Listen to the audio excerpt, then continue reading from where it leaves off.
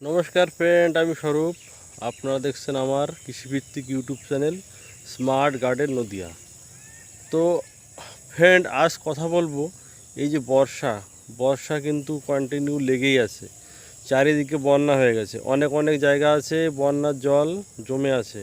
তো এই সময় চাষিদের মানে দুর্গতির কোনো সীমা নেই, কারণ এই ধরন্ত ফসল যদি নষ্ট হয়ে যায়, আমাদের নদিয়ার সাইডে যদিও বা বৃষ্টি বন্যার চাপটা কম, কিন্তু বীরভূম থেকে শুরু করে হুগলি অন্য অন্য জেলাতে প্রচণ্ড বর্ষা এবং জল জমে আছে। তো এখন কিন্তু রোদ একটু উঠছে, আবার বৃষ্টি আসছে। তো আমরা এখন এই সিচুয়েশানে দাঁড়িয়ে আমরা প্রকৃতির সঙ্গে লড়াই করতে ঠিক পারবো না।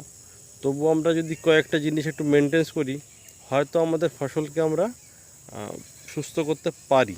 তো আজকের ভিডিওটা এই কারণে যে আমরা বর্ষার মধ্যে আমরা আমাদের ফসলকে কি করে রক্ষা করব। তো ভিডিওটা শেষ পর্যন্ত দেখুন, ভালো লাগবে। আর চ্যানেলে যারা একদম নতুন আমার ভিডিওটা দেখছেন, সাবস্ক্রাইব করুন। নমস্কার। তো দর্শক, 1 নম্বরে যে চাষিদের সব থেকে বড় ক্ষতি হয়েছে সেটা হচ্ছে পেঁপে বাগান।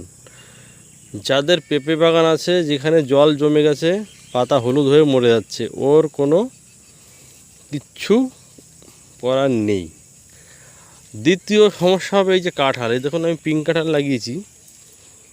এই কাঁঠাল, পিঙ্ক কাঁঠাল, এই কাঁঠালের জমিতে যদি জল বেঁধে যায়, এও কিন্তু গেল। আচ্ছা, এইবার ধরুন এই সমস্ত উঁচু জমিতে এই যে আমাদের বেগুন, এই দেখুন ঘাসে পরিপূর্ণ, তবুও দেখুন কোনো সমস্যা নেই। কিন্তু যদি জল বেঁধে যায়, তাহলে বেগুন গেল। আচ্ছা, এই দেখুন, এই যে যদি আপনাদের এই যে মালটা, আমার ওই দিকে ধরুন তো কটা কটা গাছ আছে, 4-5টা, এটা যদি ফল আসেনি। আচ্ছা, মালটা বাগানে যদি জল দাঁড়িয়ে যায়, সমস্যা হবে।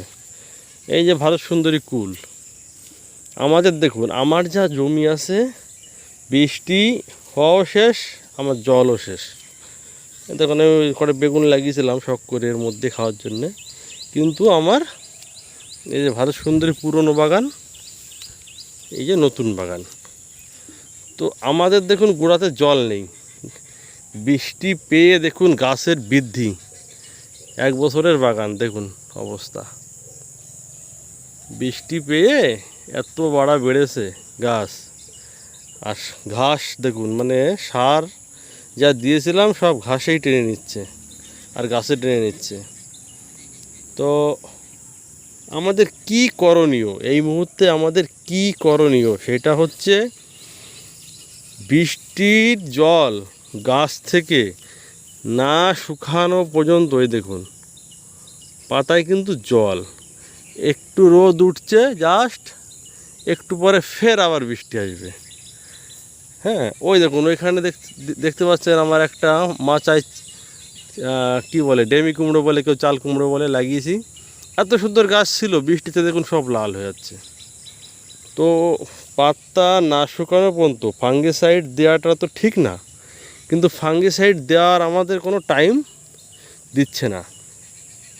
তো এর মধ্য দিয়ে আপনাদের সচেতন থাকতে হবে। ঠিক রৌদ্র যখনই উঠবে, হিউমিক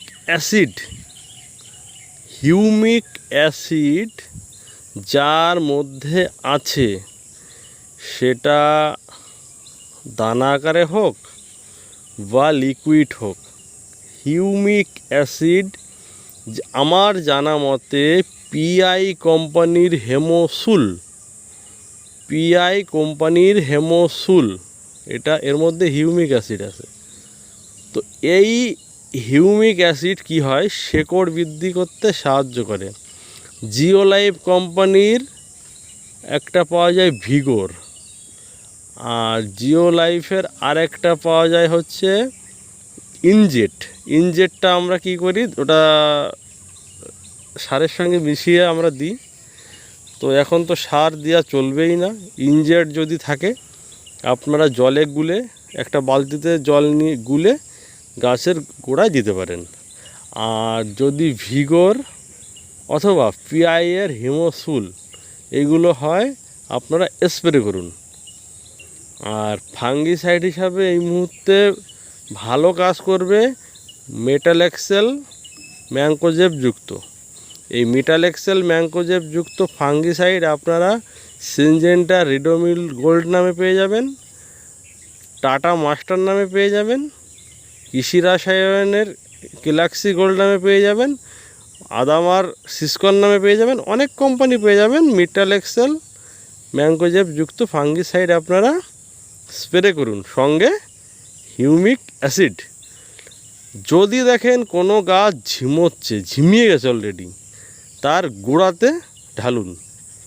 দুটো বালতিতে জল নিয়ে মিক্সিং করে গোড়াতে আপনারা ঢালুন, দেখবেন রেজাল্ট পাবেন। এইবার যদি পেঁপে গাছে দেন তাহলে কিন্তু সেটা সম্ভব না। আচ্ছা, এইবার ধরুন জল জমে আপনাদের কুল গাছ গোড়া অলরেডি পচে যাচ্ছে, মনে করুন এই সমস্ত জায়গায় পচে যাচ্ছে, কুল হোক মালটা হোক এই ধরনের। কাঁঠাল গাছ পচে গেলে ওকে ঠেকানো সম্ভব না, তবে কুল মালটা হলে ঠেকে যাবে। কপার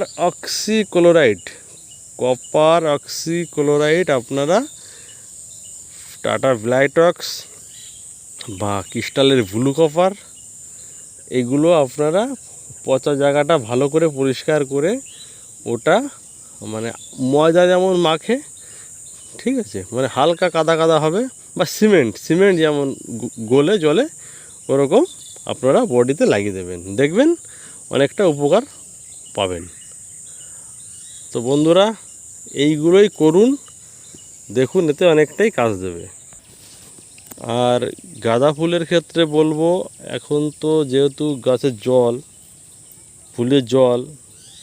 ফুলে পচে যাচ্ছে, তো ফাঙ্গিসাইড হিসাবে এই মুহূর্তে আমরা মেটাল এক্সেল দিতে পারি। গাছ শুকিয়ে গেলে মেটাল এক্সেল ম্যাঙ্কোজেব গাছ শুকালে দিতে পারি, কিন্তু আমরা হিউমিক অ্যাসিড দিলে গোড়া দিতে হবে, স্প্রে করতে পারবো না। কারণ ধরুন তো ফুল গাছে ফুলের দাগ হয়ে যাবে, হিউমিক অ্যাসিড যেহেতু কালো হয় দাগ হয়ে যাবে। আর এই বর্ষার মধ্যে একদম বর্ষা যদি কন্টিনিউ লেগে থাকে, এমতো অবস্থা আমরা দিতে পারি সিনজেন্টার গ্লোইড। ভিজে অবস্থাতে দেওয়া যায়। দেখুন আমি অলরেডি নিয়ে এসেছি 1-4 জার সিনজেন্টা কোম্পানির গ্লোইড। না হলে আপনাদের ওখানে যদি আদামা কোম্পানি থাকে আদামার বাম্পার দিতে পারেন। না হলে এটা কিন্তু খুব কড়া ফাঙ্গিসাইড, কারণ এর মধ্যে টিল্ট এবং স্কোর এই দুটো টেকনিক্যালি আছে। এটা খুব কড়া, এটা বর্ষাতেই চলবে, এটা কন্টিনিউ ব্যবহার করা যাবে না, ভিজে গাছেই দেওয়া যাবে। তো ইনফরমেশানটা কেমন লাগলো? ভালো লাগলে এটা লাইক শেয়ার হয়ে যাক। নমস্কার।